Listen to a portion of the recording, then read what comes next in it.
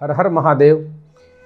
People के वृक्ष यदि घर में उग जाते हैं, छोटे छोटे पौधे उग जाते हैं पीपल के, किसी कोने में तो कहीं कहीं पर, तो परिवार के सदस्य व्याकुल हो जाते हैं, क्योंकि उन्हें पता है कि शास्त्रों में ऐसा विधान बताया गया है कि पीपल के वृक्ष को, पवित्र वृक्षों को उखाड़ना शास्त्रों में वर्जित है। और जिन लोगों ने जाने अनजाने में इन वृक्षों को उखाड़ा है और फेंक दिया है, उनके घर में बहुत ही अशांति, क्लेश का वातावरण बना है। इससे सभी भयभीत हो जाते हैं, क्योंकि कईयों को, बहुत से लोगों को इसकी विधि नहीं पता है कि पीपल के वृक्ष यदि घर में उग जाए तो उनका क्या करना चाहिए, ऐसा शास्त्र का क्या विधान है, क्या विधि है कि उन्हें दोष भी ना लगे और उन वृक्षों से उन वृक्षों को उखाड़ने का उन्हें दोष भी ना लगे और इन समस्याओं से वो छुटकारा भी पा लेवे।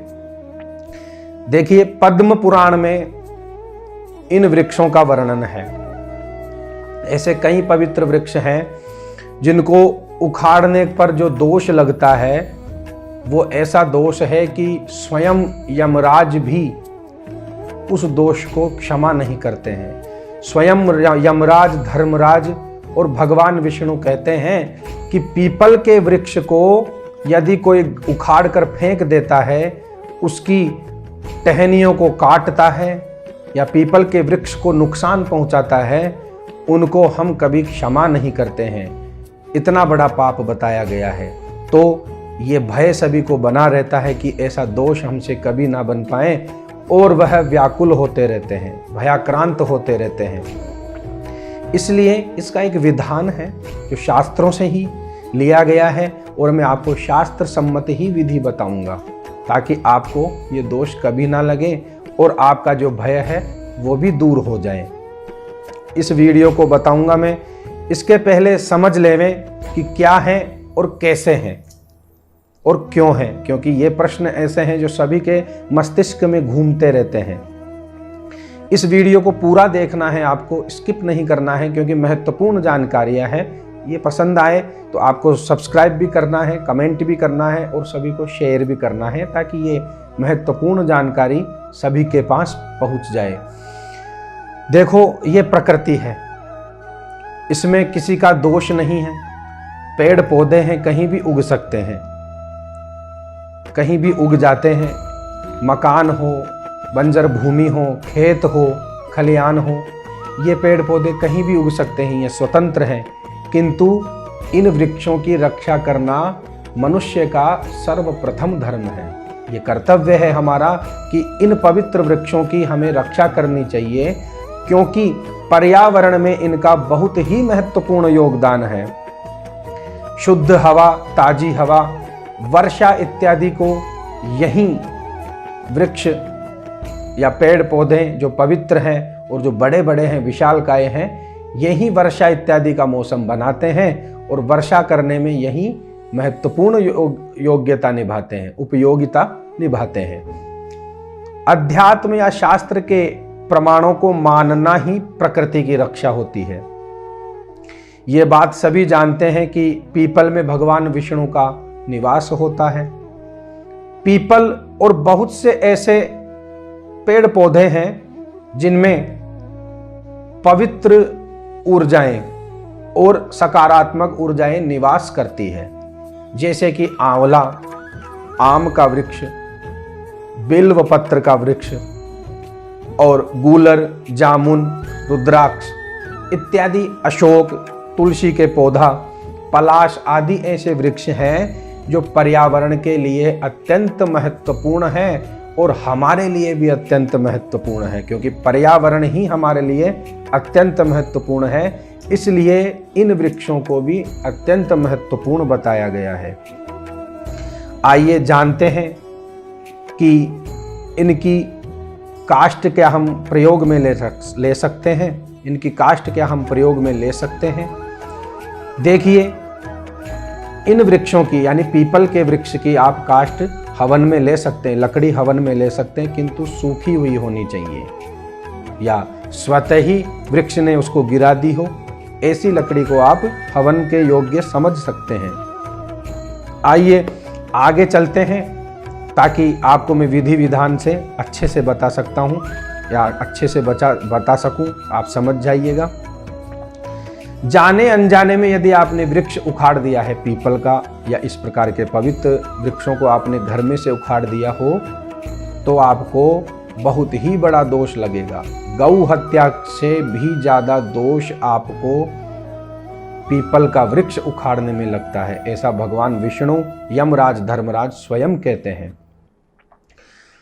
अब पीपल के वृक्ष को घर में नहीं लगा सकते हैं, ना बड़ा होने दे सकते हैं, क्योंकि उसकी जड़ें इतनी मजबूत होती है और इतनी फैलती है कि पूरे घर में ही वो बिखर जाएगी, फैल जाएगी और घर टूट फूट जाएगा, घर में नुकसान होगा।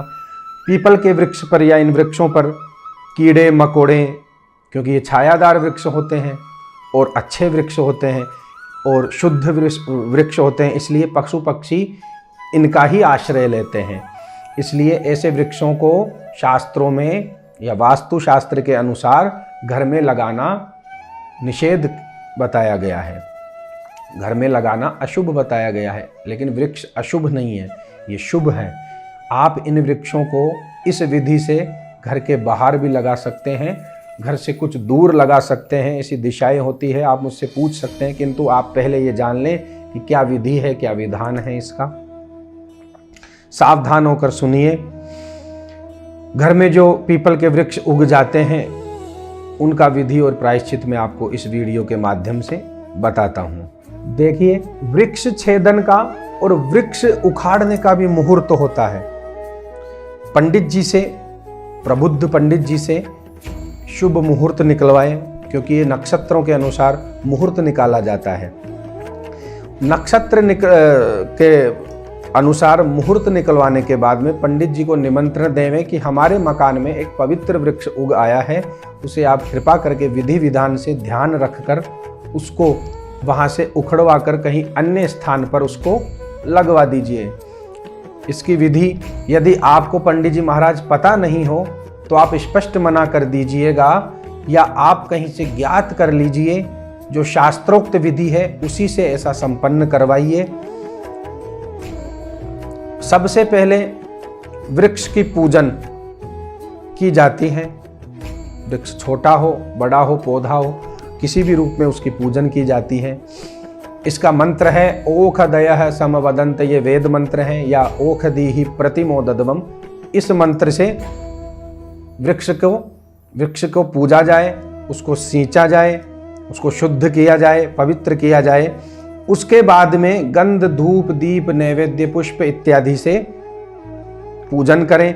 फिर एक सूती वस्त्र ले लें, सूती वस्त्र से उस वृक्ष को आच्छादित कर दें, सूती वस्त्र उसके ऊपर पहना देवें। और उसके बाद में यजमान और आचार्य, यजमान और ब्राह्मण देवता उस वृक्ष के पास ही कुछ समय के लिए रहें। वहाँ पर ओम नमो भगवते वासुदेवाय इस मंत्र का जप करें, मंत्र बोलें, पूजन पाठ करें, वहाँ पर बैठकर प्रार्थना करें। कुछ श्लोक हैं जो बहुत लंबे हैं, मैं बता नहीं सकता यहाँ पर। यदि कोई करवाए और मुझसे पूछे तो मैं उस समय आपको बता दूंगा, या कमेंट में भी आप पूछ सकते हैं मेरे से। और वृक्ष से प्रार्थना करें कि हे वृक्ष देवता, हे पवित्र वृक्ष, हे अश्वत्थ, आप हमारे घर को त्याग दीजिए।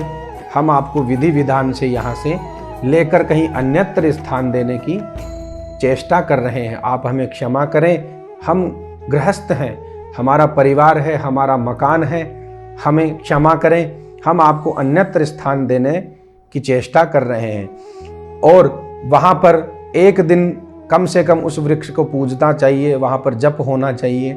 उसके पश्चात दूसरे दिन शुद्ध होकर स्नान करके यजमान और पंडित जी मंगलाचरण करें, पुनः वृक्ष की पूजन करें।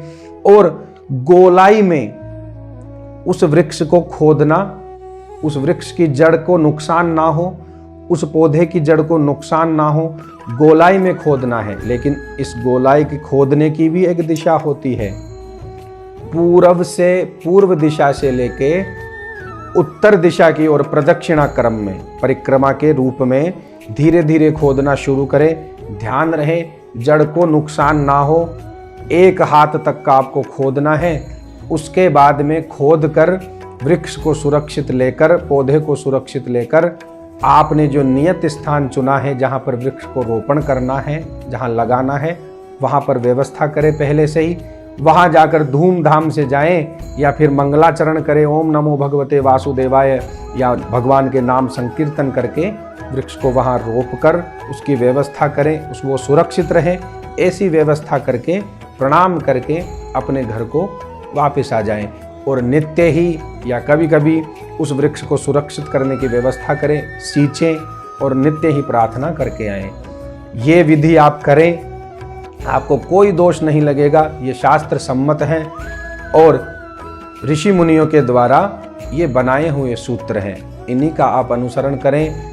कभी भी ऐसी चेष्टा ना करें कि आपको बहुत बड़े दोष का भागी बनना पड़े, महापाप आपको लगे वृक्ष को उखाड़ने का। जान लीजिए ये विधि। फिर से आप दोबारा सुन सकते हैं वीडियो को। इस वीडियो को शेयर करें, सब्सक्राइब करें। जो भी शंका हो, जो भी प्रश्न हो, आप मुझे कमेंट के माध्यम से पूछ सकते हैं। हर हर महादेव। मैं फिर लौटूंगा इसी प्रकार की शास्त्र सम्मत जानकारियां लेकर, ताकि आप लोग महापापों से बचें। मुझे बहुत ही प्रसन्नता होती है यदि इस प्रकार के जिज्ञासु जन, जो धर्म में परायण रहते हैं, ऐसे जन इस प्रकार के कार्य संपन्न करवाते हैं। हर हर महादेव।